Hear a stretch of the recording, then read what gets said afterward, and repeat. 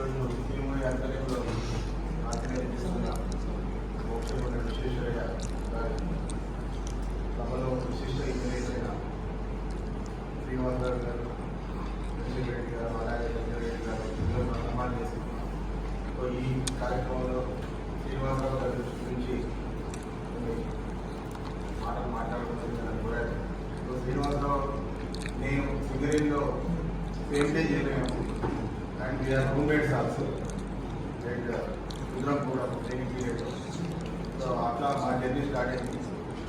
And సబ్సిక్వెంట్గా శ్రీనివాసరావు నేను మళ్ళీ అగైన్ బెల్లంపల్లికి రావడం జరిగింది. ఇద్దరం కూడా ఫస్ట్ ఆ పీరియడ్లో డ్యూరింగ్ 90s అప్పుడు ఎస్పెషల్లీ బెల్లంపల్లిలో టోటల్గా లా అండ్ ఆర్డర్ కానీ అన్ని చాలా ఇబ్బందిగా ఉండేది. మళ్ళీ అంటే ఆఫీసర్స్ పనిచేయడం అనేది డిఫికల్ట్ సిచ్యువేషన్.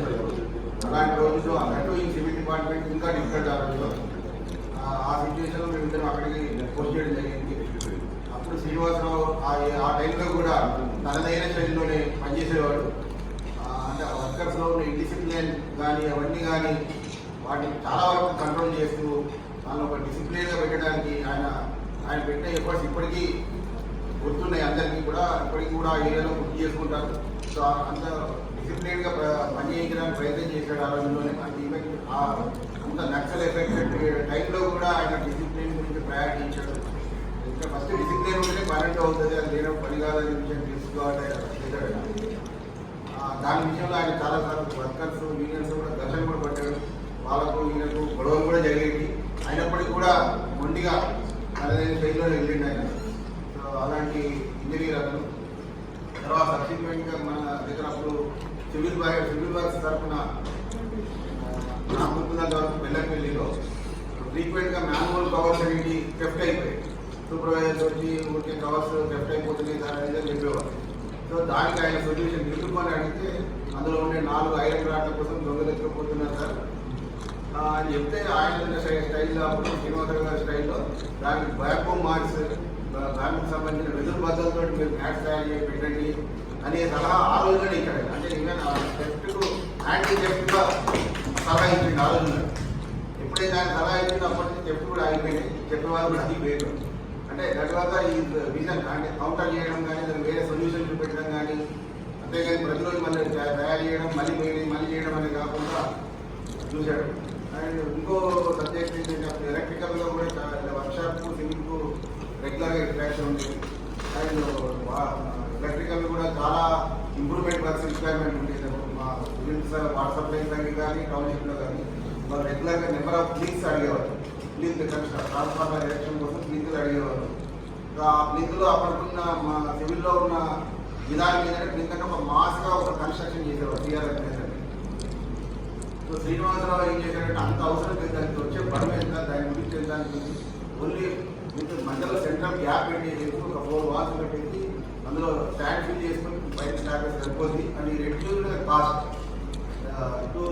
దాని ప్రకారం లింక్ సరిపడా కాస్ట్ రెడ్యూస్ చేసి ఆ రోజుల్లోనే ఆయన కంపెనీకి ఒక రకమైన బెనిఫిట్ చేయడానికి ప్రతి పాయింట్ ఒక బెనిఫిట్ చేయడానికి ప్రయత్నం చేశాడు.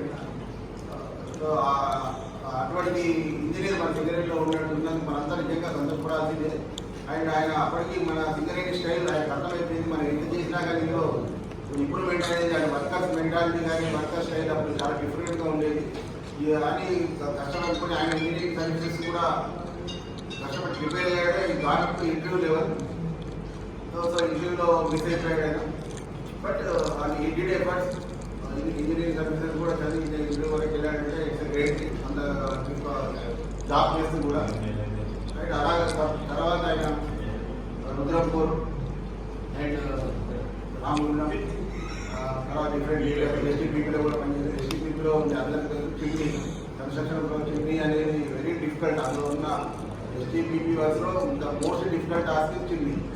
సో అది చూసి ఎవరికి బెస్ట్ అడాప్ట్ ఎవరికి చేయాలి అనే దాంట్లో చూసి శ్రీనివాసరావు గారికి అభ్యర్థారు చిమ్నీ కన్స్ట్రక్షన్ అనేది. సో దాన్ని ఎఫెక్టివ్గా ఆయన ఎగ్జిక్యూట్ చేశాడు. తర్వాత సబ్సిక్వెంట్ అక్కడి నుంచి పవర్ ప్లాంట్ నుంచి మళ్ళీ శ్రీరాంపూర్ కూడా 1 year 1.5 years చేసినటువంటి. తర్వాత అదే క్వాలిటీలో చేశాడు. క్వాలిటీలో ఉన్నప్పుడు కూడా లాట్ ఆఫ్ ఇంప్రూవ్మెంట్ వర్క్స్ చేశాడు ఆయన. అండ్ ఉన్న ఉన్న ఇర్రెగ్యులారిటీస్ కానీ అవన్నీ కానీ ఓపెన్ అవ్వదు. అండ్ పై మేనేజ్మెంట్ దృష్టికి తీసుకొచ్చాడు ఆయన ప్రతి విషయాన్ని కూడా.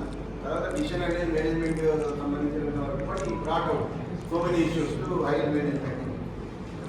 సబ్సిక్వెంట్లీ ఆయన మళ్ళీ క్వాలిటీ నుంచి అగైన్ ఇవాళ క్వాలిటీ కానీ ఇక్కడ కూడా మనందరికీ తెలుసు యాజ్ ఎ ప్రిన్సిపాల్ ఈ వెరీ గుడ్. ఇప్పటికి కూడా పిల్లలు కానీ పేరెంట్స్ కానీ ఇంటరాక్షన్ అనేది అనేది రెగ్యులర్గా ఉంటుంది అని వాళ్ళందరితో కూడా.